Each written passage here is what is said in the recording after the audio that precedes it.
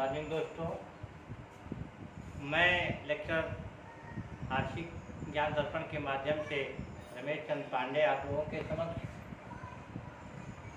उपस्थित हुआ हूँ। दोस्तों, बोर्ड परीक्षा के कारण थोड़ी व्यस्तता हो गई थी, जिसके कारण मैंने आप लोगों को की सेवा नहीं दे पाया और मैं अब पुनः आप लोगों के समक्ष अपने चैनल के माध्यम से और उत्तर प्रदेश, बिहार तथा अन्य प्रांतों की प्रतियोगी परीक्षाओं के लिए अपने द्वारा बनाए गए प्रश्नों के और लेक्चर के माध्यम से आप लोगों के सामने प्रस्तुत करने की कोशिश करता हूं और मैं आप लोगों को पहले अधिक से अधिक अंक लाने के लिए हार्दिक शुभकामना और बधाई देता हूं। बच्चों, मैंने अभी तक कोई विशेष वीडियो नहीं डाला है, लेकिन मेरे विद्यालय के छात्रों द्वारा बार बार आग्रह करने के बाद से कुछ मैंने अपने वीडियोज़ को डाला, जिसमें मेरे कॉलेज के छात्रों द्वारा काफ़ी जो है कि प्रशंसनीय जो है कि वर्णन किया गया, प्रशंसा व्यक्त की गई छात्रों द्वारा। छात्रों ने बार बार उत्साहित किया और ये कहा कि सर जो है कि आप वीडियो डालते रहिए, तो मैंने कुछ वीडियो डाला है और मैंने जो वीडियो डाला है आने वाली परीक्षाओं में मेरे द्वारा बताए गए अभी 2-4 वीडियो के माध्यम से ही मैं आप लोगों के समक्ष जो भी प्रैक्टिस सेट लेकर आया था, उस प्रैक्टिस सेट में से जो है कि यूपी में करीब 10 क्वेश्चन मिले थे। मैंने 2 ही प्रैक्टिस सेट डाला था और 10 क्वेश्चन मिल रहे थे। तो मैं आशा नहीं, पूर्ण विश्वास करता हूँ कि मैं जो भी आप लोगों को बताऊँगा, मैं अपने अनुभव के आधार पर बताऊँगा और ये निश्चित है, श्योर है कि आने वाली परीक्षा में आप लोगों के लिए बहुत ही प्रेरणादायी होगा। तो अभी तक जिन्होंने मेरे चैनल को सब्सक्राइब नहीं किया है, वे सब्सक्राइब कर दें, लाइक करें, कमेंट करें और वीडियो लास्ट तक देखें, देखना ना भूलें, क्योंकि अब मैं आप लोगों के सामने जो आज लेकर आया हूँ वह एक कृषि संस्था नावल के बारे में मैंने एक आपके सामने लेकर आया हूँ। नावल क्या है, कैसी संस्था है, नावल का कार्य क्या है, नावल का उद्देश्य क्या है, इसकी स्थापना कब हुई थी और इसके अध्यक्ष कौन होते हैं, मैं इन सब के बारे में विस्तृत चर्चा करूंगा आप लोगों के समक्ष। बच्चों, तो मैं चलता हूँ सबसे पहले नावल क्या है। और नावल एक कृषि संस्था है। मैं लेक्चर के माध्यम से आपको नावल के बारे में बताऊंगा। मेरे लेक्चर पर ध्यान दीजिए, क्योंकि मैं लेक्चर विद्यालय में भी देता हूँ और यहाँ भी मैं आपके समक्ष लेक्चर लेकर ही आया हूँ। नावल देखिए, NAVALD नावल दिया है। इसका पूरा नाम क्या होता है, तो इसका पूरा नाम क्या होगा बच्चों, तो national bank of agriculture and national, M से नेशनल हो गया, नेशनल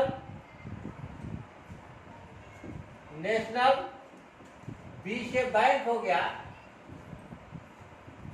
क्या हुआ, NAB नेशनल बैंक ऑफ, आप नहीं होता है, फार होता है, यह फार, ये से होता है एग्रीकल्चर, कृषि, और आर से होता है आपका रूरल होता है, जो ग्रामीण क्षेत्र होता है, आर से रूरल, ग्रामीण जिसको कहते हैं ग्रामीण, और डी से होता है डेवलपमेंट, विकास।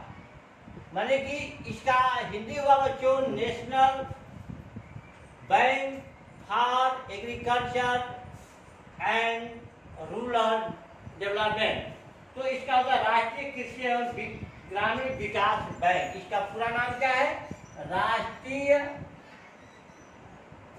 नेशनल से क्या हो गया, राष्ट्रीय कृषि एवं ग्रामीण विकास बैंक। ये इसका पूरा नाम है नावल का, national bank for agriculture rural development, राष्ट्रीय कृषि एवं ग्रामीण विकास बैंक इसका नाम है। अब चलते हैं बच्चों की इसकी स्थापना कब हुई थी और इसकी स्थापना किसने किया था। तो बच्चों, नावल की स्थापना शिवारमन समिति के माध्यम से की गई थी। इसकी स्थापना एक समिति थी, शिवारमन समिति के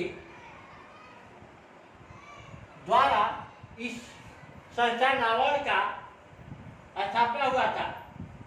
उन्होंने सिफारिश किया था, समिति की सिफारिश के द्वारा सिफारिश हुई थी, सिफारिश के द्वारा नाबार्ड की किसकी स्थापना हुई थी बच्चों? नाबार्ड की, नाबार्ड की स्थापना हुई थी। किसने इसकी स्थापना किया था? तो इसकी स्थापना तो करने वाली हमारे प्रथम प्रधानमंत्री थी, लेकिन महिला प्रधानमंत्री जो हमारी थी वही थी, लेकिन उसके पहले यह एक समिति बनी, शिवारमण समिति, और उन्होंने सिफारिश किया कि ग्रामीण और कृषि और राष्ट्रीय स्तर पर कृषि और के क्षेत्रों में विकास करने के लिए और ग्रामीण क्षेत्रों में जो विकास करना होता था उसके विकास करने के लिए एक संस्था का स्थापना किया जाए। उसी संस्था का स्थापना हुआ, उसी का नाम नाबार्ड रखा गया। नाबार्ड के माध्यम से जो है कि इसकी स्थापना की गई। इसकी स्थापना 12 जुलाई 1982 ईस्वी को हुई थी। कब हुआ था बच्चों? तो 12 स्थापना दिवस है इसका, स्थापना दिवस है 12 जुलाई 1982 ईस्वी में। 12 जुलाई 1982 ईस्वी में इसकी स्थापना हुई थी। आपका क्वेश्चन आता है कई बार, यहाँ तक कि जो इसके पहले लेखपाल की वैकेंसियां हुई है उसमें आया था कि ये जो एक स्थापना दिवस, ये नाबार्ड की स्थापना कब हुई थी? तो 12 जुलाई 1982 ईस्वी को हुआ था बच्चों। और इसका मुख्यालय आता है कि नाबार्ड का मुख्यालय कहाँ है? नाबार्ड का मुख्यालय कहाँ है? तो नाबार्ड का मुख्यालय है मुंबई। मुख्यालय है इसका कहाँ? मुंबई है इसका। नाबार्ड का मुख्यालय कहाँ? नाबार्ड का मुख्यालय है मुंबई। बच्चों ये बहुत ही इंपॉर्टेंट है। इसके स्थापना वर्ष की किस समिति के सिफारिश पर स्थापना हुई थी? तो शिवारमण समिति के सिफारिश पर स्थापना हुई थी। इसका स्थापना कब हुआ था? तो 12 जुलाई 1982 ईस्वी को हुआ था। और नाबार्ड का मुख्यालय कहाँ है? तो नाबार्ड का मुख्यालय है मुंबई। अब इसके बाद इसकी कब स्थापना हुई थी? उस समय कौन सी पंचवर्षीय योजना चल रही थी? तो उस समय हमारे देश में 6वीं पंचवर्षीय योजना चल रही थी। जिस समय नाबार्ड की स्थापना हुई थी पंचवर्षीय योजना में 6वीं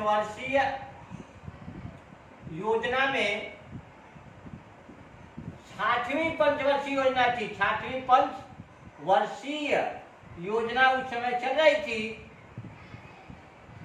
जिस समय इसकी स्थापना हुई थी।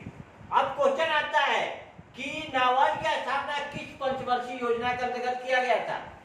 तो इसका उत्तर यह है कि नाबार्ड की स्थापना 6वीं पंचवर्षीय योजना के अंतर्गत किया गया था, क्योंकि 1982 में 6वीं पंचवर्षीय योजना चालू हो गया था, इसलिए 6वीं पंचवर्षीय योजना के अंतर्गत आता है। ये क्वेश्चन आपका बनता है कि नाबार्ड की स्थापना किस पंचवर्षीय में हुई थी? तो उत्तर आपका होगा कि नाबार्ड की स्थापना 6वीं पंचवर्षीय योजना के अंतर्गत हुई थी। तो कंफर्म हो गया, कंसेप्ट पूरा तैयार। इसका ये भी क्वेश्चन आता है बच्चों कि नाबार्ड का पूरा नाम क्या है? उसमें दे देता है आपका नाबार्ड का पूरा नाम। तो नाबार्ड का पूरा नाम होता है राष्ट्रीय कृषि एवं ग्रामीण विकास बैंक, या यह किया जाए national bank for agriculture and rural development. ये दोनों उसके नाम है। इंग्लिश टू हिंदी है और हिंदी टू इंग्लिश है। तो इसमें आपके लिए ये बहुत ही इंपॉर्टेंट है। वो भी जो है कि उत्तर प्रदेश में जो लेखपाल की वैकेंसी आ रही है इसमें एक पेपर 25 नंबर का आपका आता है कि ग्रामीण विकास।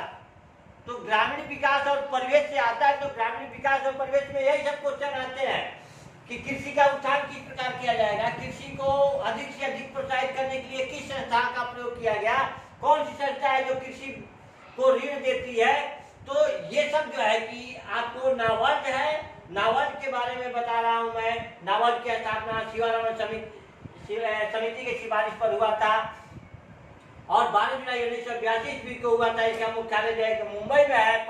और 6वीं पंचवर्षीय योजना के अंतर्गत इसका स्थापना हुआ था। उस समय हमारे देश के प्रधानमंत्री श्रीमती इंदिरा गांधी थी। जिस समय ये नाबार्ड की स्थापना हुई थी उस समय हमारे देश की जिस समय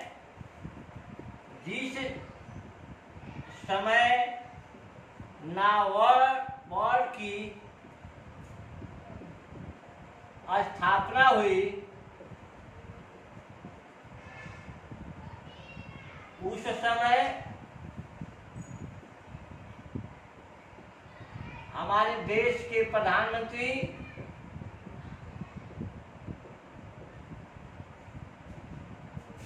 श्रीमती इंदिरा गांधी थी। श्रीमती इंदिरा गांधी थी।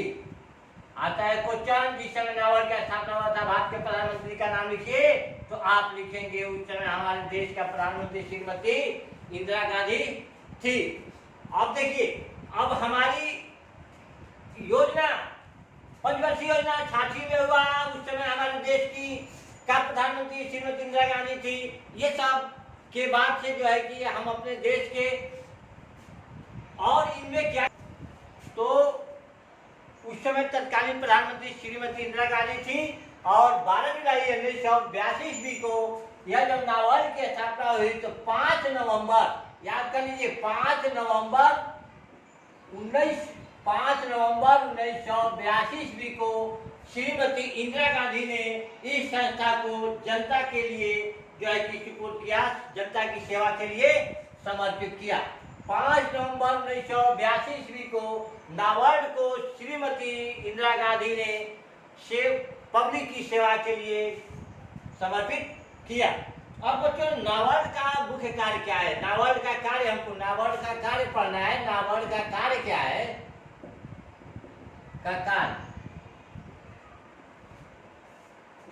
नाबार्ड का क्या कार्य है? कृषि और ग्रामीण विकास के लिए इस बैंक से धन उपलब्ध कराया जाता है। क्या इसका कार्य है?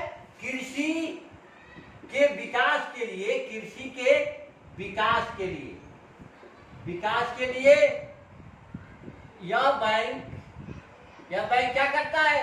धन देता है। फ्री में नहीं देता है धन ऋण के रूप में देता है। क्या करता है? या कृषि विकास के लिए हर राज्यों को ऋण देता है, धन देता है। और यह बैंक सभी कोई ले नहीं सकता, सभी लोग इसे नहीं ले सकते हैं, जनता इसे नहीं ले सकती है, जनता इसको नहीं लेगा। ये जो है कि राज्य सरकारों को केवल दी जाती है, पब्लिक लिए बैंक नहीं है। और इस संस्था के द्वारा जो है कि आपके संबंध में लिया जाता है, जो इसे शीर्ष संस्था कहा जाता है। नाबार्ड एक शीर्ष संस्था है। तो शीर्ष संस्था का मतलब क्या होता है? शीर्ष संस्था। शीर्ष संस्था का मतलब क्या होता है बच्चों? आप लोगों ने कई बार पढ़ा है, बहुत से पढ़ा होगा। तो शीर्ष संस्था का मतलब ये होता है कि ये केवल कर्ज किसको देगा? सरकार को देता है, या जनता के लिए कर्ज नहीं देता है। शीर्ष का मतलब ये होता है, जनता को यह कर्ज नहीं देगा, ठीक है ना? जनता इसे कर्ज नहीं ले सकता है। ग्रामीण एवं कृषि विकास के लिए नाबार्ड की स्थापना की गई। ग्रामीण और कृषि विकास के नाबार्ड की स्थापना की गई। और इस बैंक पर केंद्र सरकार का पूर्ण अधिकार होता है। इस बैंक पर, नाबार्ड पर केंद्र सरकार का पूर्ण अधिकार होता है। सरकार का पूर्ण अधिकार होता है बच्चों, क्योंकि इस बैंक में 99.6% जो है कि इसकी भागीदारी होती है, हिस्सेदारी होती है। और कितना होता है केंद्र सरकार का इसमें सहभागिता? नाबार्ड में केंद्र सरकार की सहभागिता कितनी है? केंद्र सरकार की सहभागिता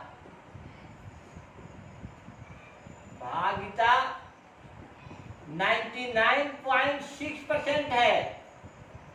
और इसके बाद से जो 0.4% है वो रिजर्व बैंक ऑफ इंडिया का है। रिजर्व बैंक ऑफ इंडिया यानी कि आरबीआई इंडिया, इसको आरबीआई भी कहते हैं, आरबीआई। 99.6% केंद्र सरकार इस पर खर्च करता है और 0.4% जो है कि RBI reserve bank of India इस पर खर्च करता है। तो केवल उतना ही है। आपका प्रश्न आता है कि नाबार्ड में केंद्र सरकार के बाद किसका अधिकार होता है? तो आप क्या करेंगे? नाबार्ड में केंद्र सरकार के बाद किसका अधिकार होता है? तो आपका सिंपल उत्तर होगा कि नाबार्ड में केंद्र सरकार के बाद आरबीआई का अधिकार होता है। अगर ये पूछता है कि केंद्र सरकार की सहभागिता क्या होती है, तो आप उत्तर में लिखिए केंद्र सरकार की सहभागिता 99.6% होता है। अगर पूछता है कि और रिजर्व बैंक आरबीआई की सहभागिता कितनी होती है, तो आपको याद होगा तो लिख देंगे 0.4% होता है। ये क्वेश्चन बार बार रिपीट किया जाता है, ये हर एग्जाम में पूछा जाता है। नाबार्ड एक जो है कि परीक्षा के लिए बहुत उपयोगी चैप्टर है। और मैं इसके बाद इसके उद्देश्यों और इसके अन्य जो है कि कार्यों को लेकर के अगले वीडियो में मैं आपके समक्ष प्रस्तुत करूंगा। तब तक के लिए मैं जय हिंद जय भारत।